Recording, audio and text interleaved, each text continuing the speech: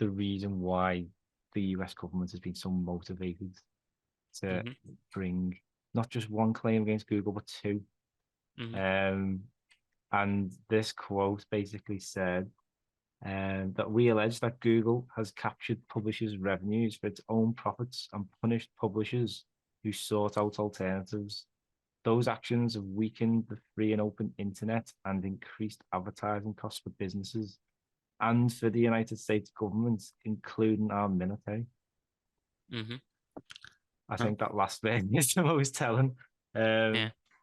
So if you start going up against the government and the army in particular, I think your days are numbered.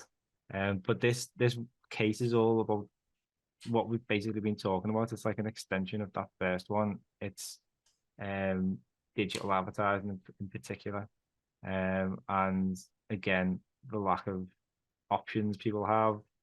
And there seems to be a lot of other allegations thrown in, like attempts by Google to prevent other people from sort of wading in the market and trying to take some of its share. But yeah, it's going to be quite interesting, I think.